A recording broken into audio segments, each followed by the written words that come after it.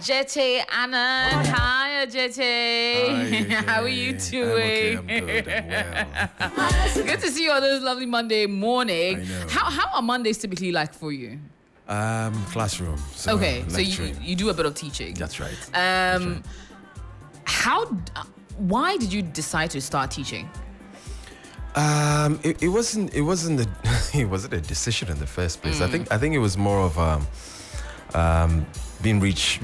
I mean, they reached out to me that they were trying to introduce acting. It's a purely a technical institution, UNIMAC IFT, and we're trying to bring in acting so that you have a total creative hub, so that whilst directors and the technical cinematographers will have an understanding of the actors angle, so that before they get onto the field they have these basics.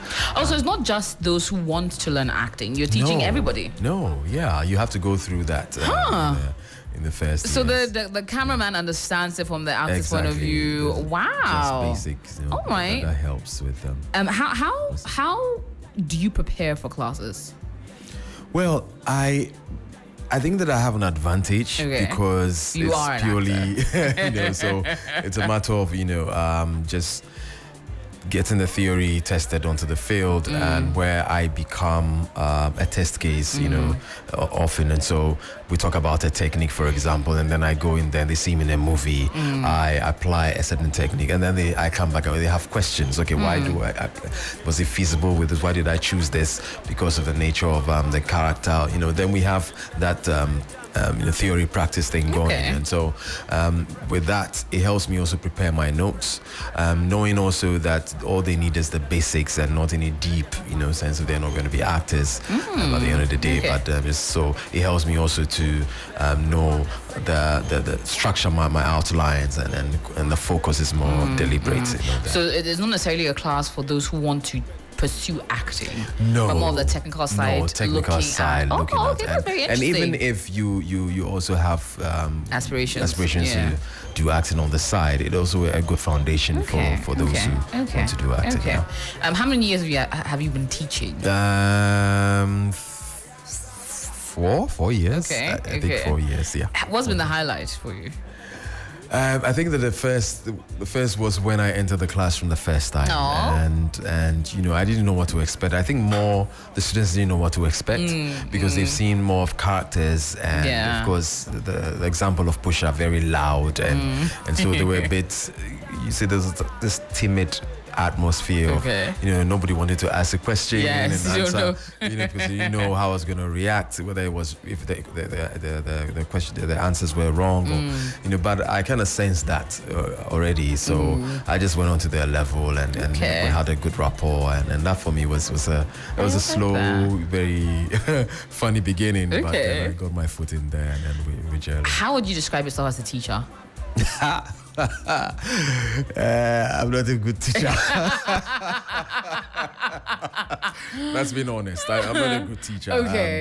I just I'm pretty much more practical, and based on the experience that I've had, and so I'm lifting things from my experience and on the field, and so that is helping me go by. I like that. I actually like to do in your class. They say I'm a good teacher, but you're judging yourself in my harshly. No, I'm not. I mean, you give grades though.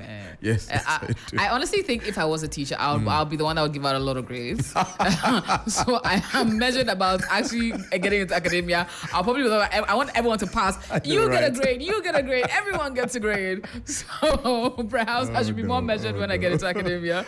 But yeah, you've been acting how many years? Over 20? At least 20 years. Wow. At least, yeah. Wow.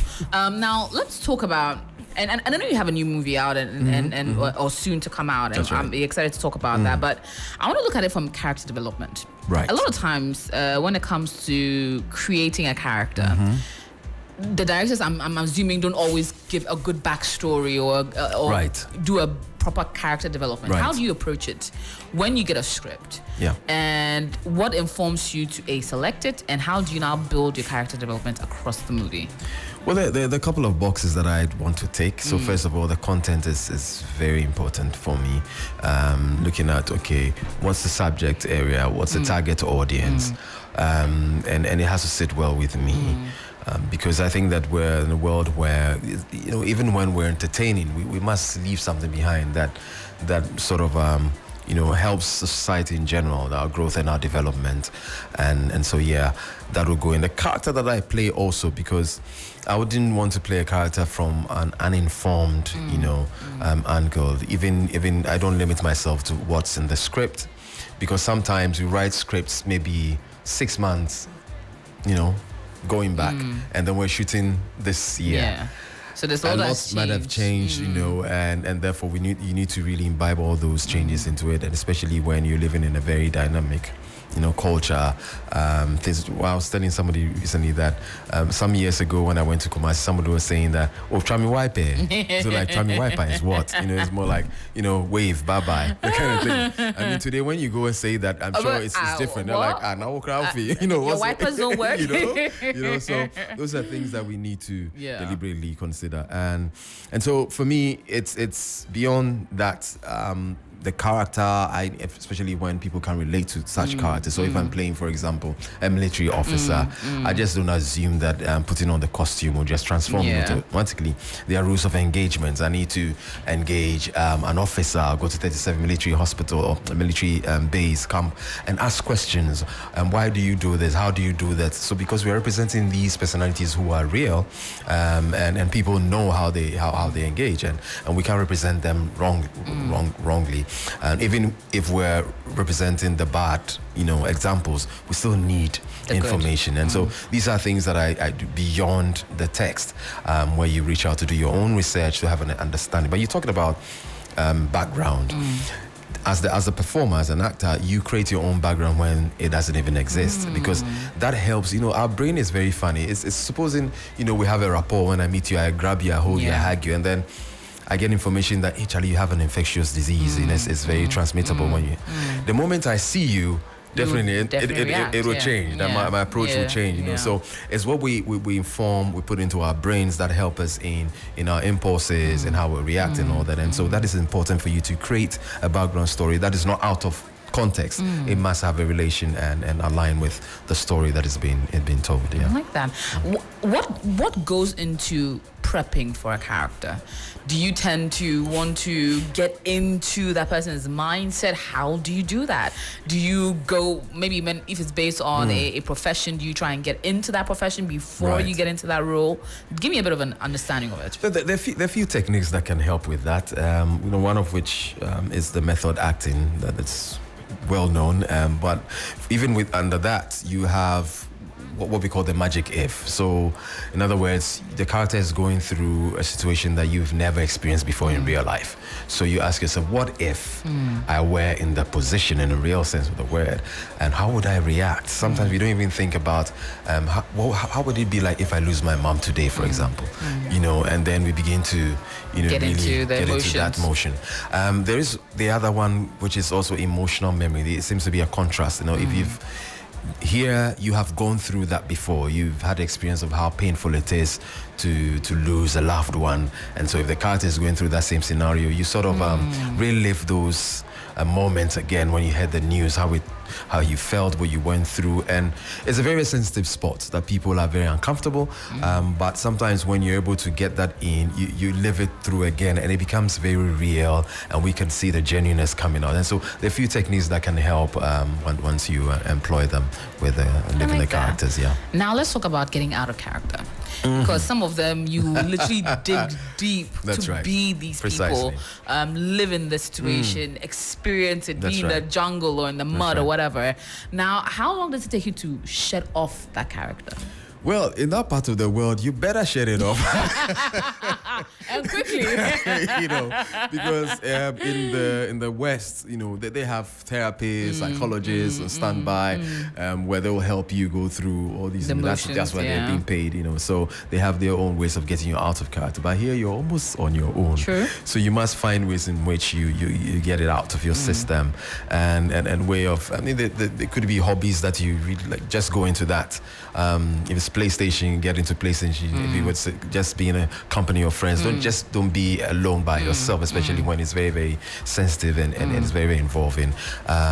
We do it the booga hard way here. I mean, it's not supposed to be, but we're still in the process building, and so you'd want to just seek advice when it comes to that to those who have had that experience. Do you always put days in between every role to ensure that you get out of character before you get into your regular groove or whatever? It depends. Some characters are more demanding and they're more mentally tasking and compared to those that really may not be. And so, especially when you're playing things like a comedy, it's very, very hilarious. Easy to switch in and out, yeah. But then tragedy, serious drama, and all that, you need, those, some days of. But it depends on the gravity, the intensity of the characters that you play. Have you ever been in a character so intense, and if you can recall which one that got you stuck in it for a bit, or maybe getting into it or getting out of it was a little bit more tasking than usual? I think that was on surprisingly, it was a stage production called Really? The Desert Dreams, and it's so interesting that this was somewhere in the late 90s, and we're talking about, the subject was young people leaving the shores of their countries and going out to look for greener pastures and areas, and we acted on a National Theatre stage. Of course, that setting was supposed to be the desert, and so you are imagining that you're walking on hot sand during the day, scorching heat, and then at night chills in very chilly and all that. And I had a cut under my toe, and that was in my mind. There was a serious cut, and therefore I had to lift my thumb up throughout the production. Prior to that, I had rehearsed that. And I sustained that character over a period. In a way, after the production, I kind of had a problem with my toe. Because you've done it so much, your brain had started working. It was pretty much uncomfortable even when I put on shoes, full shoes, and I had to start, switch to sandals for a while. Wow. I was even surprised that it had, my body had gotten used to that, because I had rehearsed that consistently over the period, because I was going to sustain that for an hour, 30 minutes or so, and I had to be very consistent. Yes. Even when I forgot that there was a cut and it touched, I had to react that that sun way, had gone in, and so that audience would not begin to wonder whether, okay, is this really, am I faking this or this, So and you acted a little too real. Now, the issue of stage or screen. That's right. Which one is your favorite? Stage, which is the hardest to. Apparently, yes, because it's a lot. It is. It is, it's exciting, because you don't know what you get, and live audience, and our audience, oh my goodness, they build you. I mean, they do all the things that you shouldn't do in theater, but in our part of the world, it's kind of, in a way, it's more or less, I would say, a blessing in disguise, because they get you to stay in character.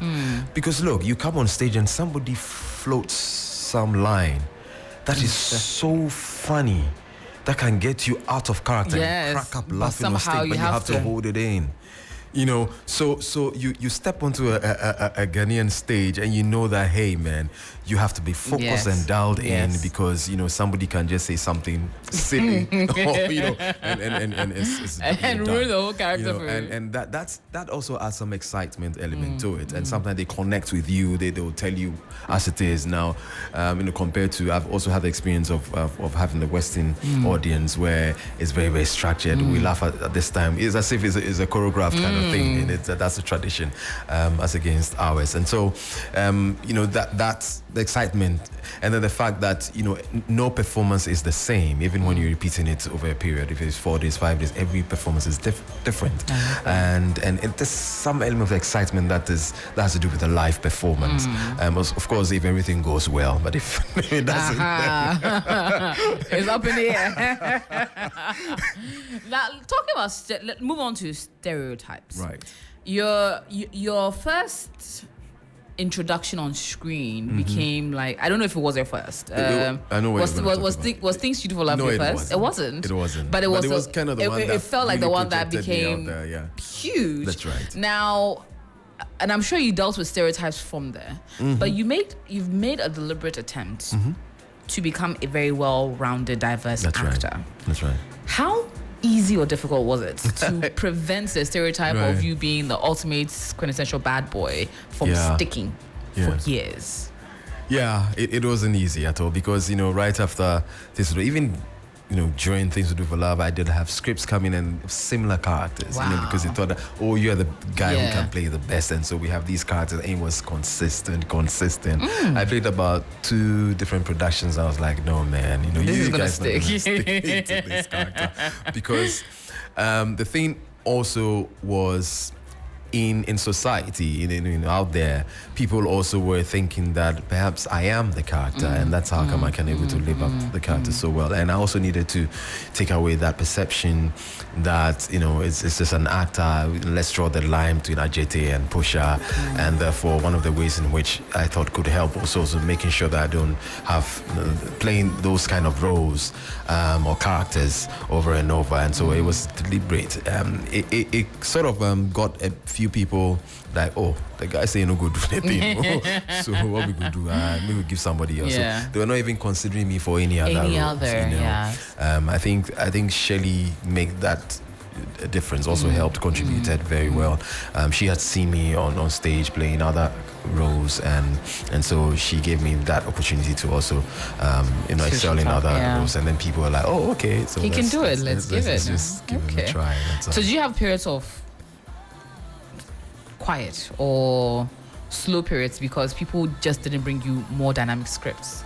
Oh yes. Really? I did have. Yeah, I did. I mean, I tend, sadly I had to turn down a number of scripts because we the director or the producer, we didn't see eye to eye on the text, and based on, and especially, see, the thing is, because I had studied the craft.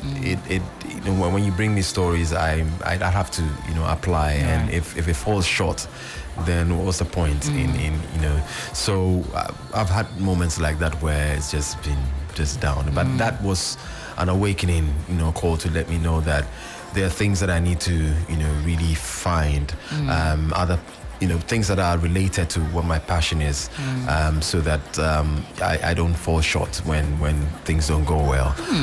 And so it made me really become very, I was able to think and find other ways in which I can make other streams of income. Okay, I like that. So is the lack of character development one of the big reasons why you say no to a script? And if not just that, what else? Well, not too much, because the lack of character development is an issue, yes, but because of my experience, I'm able to hold it to higher standards. But then, well, it's always an issue, but then it's there's always a way out.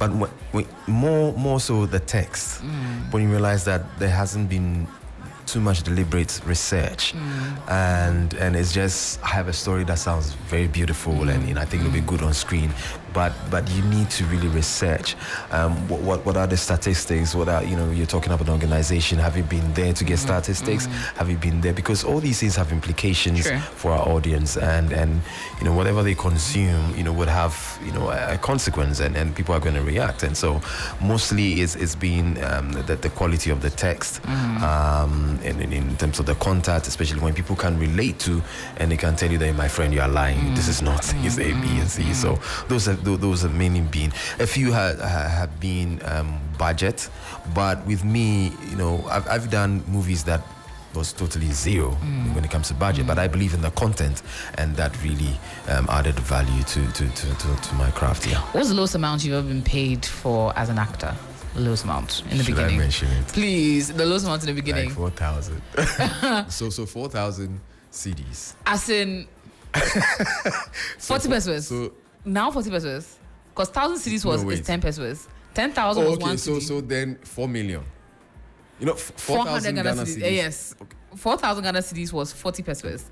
Then 10,000 was. Okay, so in a. And I know 1,000 was 1 CD, and I'm lost. Confused. 400 CDs. Okay, it's formally 4 million. Yes. So 40 million old CDs. Old. So which is 4,000 today. Okay. Oh, okay. Okay. Oh, they didn't make money. Oh, dear man. You asked me when this was paid. I'm talking of 2018, sir. 20. No, I'm not joking. But you see, it was one that I had believed in the content, and that actually brought me my first AMVCA Best Actor Award. Oh, amazing. So it was worth it. It was worth it. Okay. All right. Well, I'm in the studios with ace actor Adjetey Anang. We're talking movies, acting, and life in general. All in the background as well, we have Castro, I'm in Love. But Castro, 10 years ago on Saturday, officially 10 years ago. Did you ever get to meet him? No, you didn't. So you never had an encounter with Castro? No, oh my goodness. Where were you when you heard the news? Do you remember? Was that on campus? How long is 10 years ago. 10? 10 years ago in July. So that's 2014. Yes. I don't remember exactly where I was. I can't remember exactly where I was. But you know, we all thought that, this one of those, and then you know, we'll wake up and you know, it's been found and everything is okay. But you know, never did. Yeah, I was on the way back from Cape Coast. I'd gone for a getaway, and then in the car, then news started trickling in, and it sounds like what's going on, and then turn on the radio, and then it actually became a thing, and Charlie. Miss his soul rests in perfect peace. If he has passed, if not, we're hoping he comes back soon. Do you have a favorite from Castro? The one he did with Asamajan. Oh yeah, which one? African Girls or no? And then there was a third person. Dance. No. Oh, Kofi Kinata. Kofi Kinata. Right. Odopa, yes. Okay, all right. Let me play that just for you. Main project you're excited about. Right. What new movie or roles or projects are you excited about that we're going to be seeing you on the screen soon? The Groomsman. Ooh. July 12th. Silverbird Cinema. July 12th, Silverbird Cinema. The Groomsman. What is The Groomsman about? Oh, the unthinkable. I mean, a young man who is ready for marriage, in order to get to know more about, you know, the to-be, does his research, his investigations, and locates 4 exes of the lady to get He wants trouble. Someone is sitting down somewhere quietly. You want trouble? So he proceeds to go and find. He brings them together. Oh wow! And even bringing them together, it's wahala because some of them do have beefs that have not been trashed out. Wow. So that alone has its own wahala altogether. You know, and then as to whether he gets the information that he wants, whether he's settled, you know, that's what we're going to find out. And so you're playing what role? The groom. And the bride is Vanita. yes. No, shot in Ghana. Shot in Ghana. Okay. I like that. So I did see that. I think James is also a part of it. That's right, James Gardner is he the producer? Or no, he's not. He's an actor in it. Okay. There's full of all kinds of fine men and women. Yeah. Okay, we can't wait. So it's this weekend. The 12th is Friday. Friday. So Friday at Silverbird Cinemas, big premiere. I'm sure it's ticketed. Yep. Okay. So you put out the number for yes. Of course, the Silverbird. When you come through, you can just buy your popcorn, get your ticket, and then come through for so it's a big premiere on Friday. Definitely. Red carpet from like what 7? Yeah, from 6. 6. Oh, okay. Even earlier. Okay, all right. So no need for you to go home after and get stuck in Friday traffic. Just pass through Silverbird and watch this exciting movie. But which role have you played over the years, which is closest to you as a person? Have you ever had a role that's this person's like me? Even the language, even the look and feel, you get lost in it because it's so close to you as a character. Probably. So there's a movie that is coming out. Not yet. It's called Pawn. Pawn. Pawn as in chess. Okay. Oh, I got you there. You did. I was like, wait, what? You got to do a disclaimer. Okay, so that's in the chess pawn. Okay, all right. Look out for it. All right. There's a character in there that is very similar to you as a person. I like that.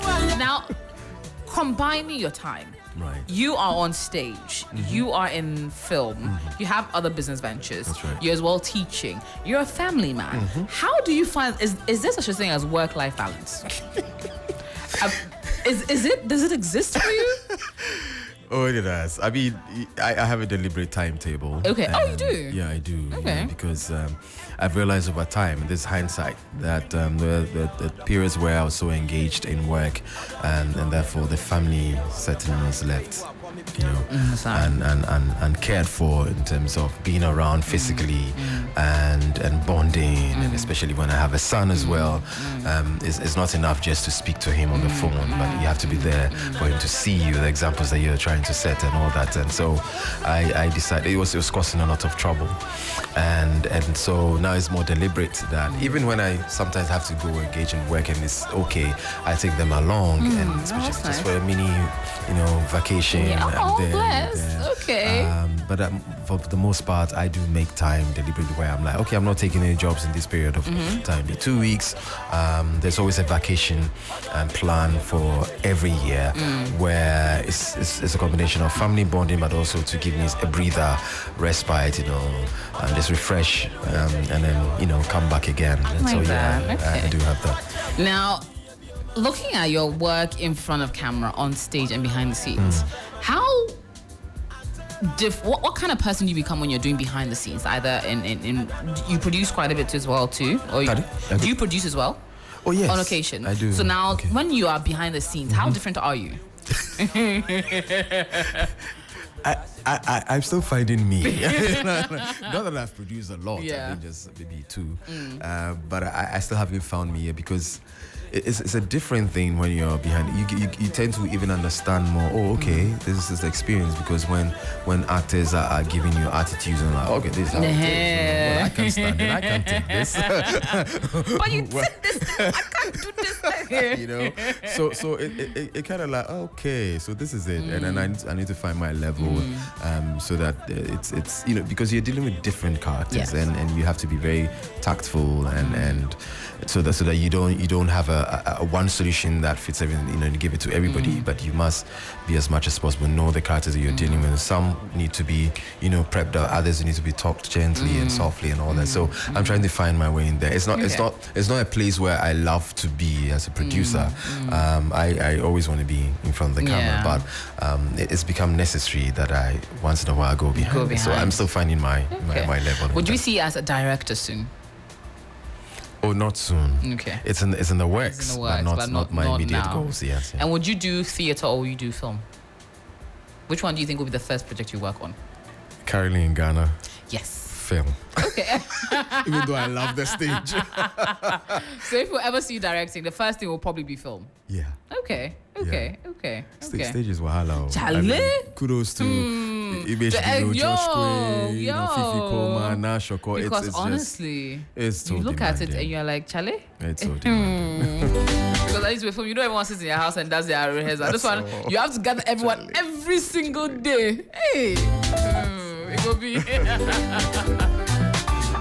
But in terms of the sector as we know it, you've seen it over the last 20 or so years growing.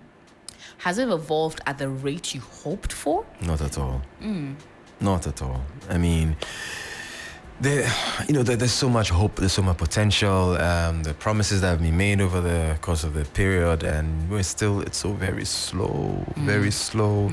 I think an issue of prioritization, and I mean, in the latter years, we've seen some injection of we want to do something, and so we brought about the NFA, and we're beginning to expand and make sure that we have all the windows that would have entice investors to come in, to have collaborations on the continent, reaching out wider, and so there's something happening in there. They're all bringing back the cinema culture and all that, but there's still lots of work to do, and going down to the grassroots and finding the reasons why people would prefer other movies and cultures to ours, and there's work to do in those areas, but it's been very slow. Do you think we should be, as an industry, focusing more on streaming? Because it's felt as if since COVID happened, people, Ghanaians especially, are slower to get back into cinemas. Right. We're more inclined to, it's premiering today on Netflix or on Amazon or wherever, and more inclined to watch it there. Do you think we should be focusing our energies towards more streaming than cinema release? I'm not an individual who believes that we should focus on streaming. I think that our focus should be diverse, and so you place emphasis on all the available, options, and be abreast in these areas, because the tradition of cinema going is still been in the US, even in the face of COVID. They suffered even more than we did. Streaming the internet, data is not an issue, but they still have the cultural cinema going on, which is a tradition. I think that we should maintain that, but we also not close our eyes to the new forms, the new technologies that are in now, so that we take full advantage of them, because you can't really force your audience as to the choices they want to make. It's easier for me to watch movies in my palm. You have to make sure that you accommodate that exactly. Those And so there are people who still want to go to the cinemas and be in the company of the multitudes and just that feel and that atmosphere. And people will stick to that. So you really accommodate all, but it has to be deliberate so that we are getting majority of these audiences, so that nobody's left behind. Okay, I like that. Now, before I let you go, predictions for where you think the industry may be going towards in the next few years. If you could look into the future as it's a in our prophecy. hands, so I'm not a prophet. Prophesy to us. It's in our hands. Look, because there is that if. If we put our shoulders, to it, and we all come together, it's not my industry. It's a collective thing. Sure. And we all have to play a role, and in ensuring that we leave a legacy at least, and so if we do that, there's so much potential. There's so much potential, and from information that I have, we're beginning to be the focal point for movies going into the future, and people coming here to engage in productions, and because there's a preference here compared to other neighboring countries, because of the kind of peace that we've enjoyed, and tensions and conflicts are cinema producers we don't want to stay far away from that because of the nature of the work, and so there's so much potential, and we need to really come on board and support. Okay, I like that. So yes, this weekend premiering on Friday, it's The Groomsmen featuring Adjetey Anang. A very exciting one about when you decide to go looking for trouble. When you find the perfect woman. Now this I'm excited to see, because why would you do that? Why? It's happening at the Silverbird Cinemas at Cromwell from 6 p.m. There'll be a big premiere where all the stars will be on the red carpet. If you've ever wanted a selfie with Adjetey Anang, this will be the perfect time to do so. And so BB Nigers, Vanita, James Gardner, and a host of exciting stars, all in the movie. Come through and support the arts. Why? Let's support the arts. Adjetey, always a pleasure to have you in the studio. Always a pleasure. I'll leave you with giving me a selection of which cashew song you want. Then you sing a small snippet of it. So a small snippet of whichever cashew song you want, and I'll play it for you next. What's the other one?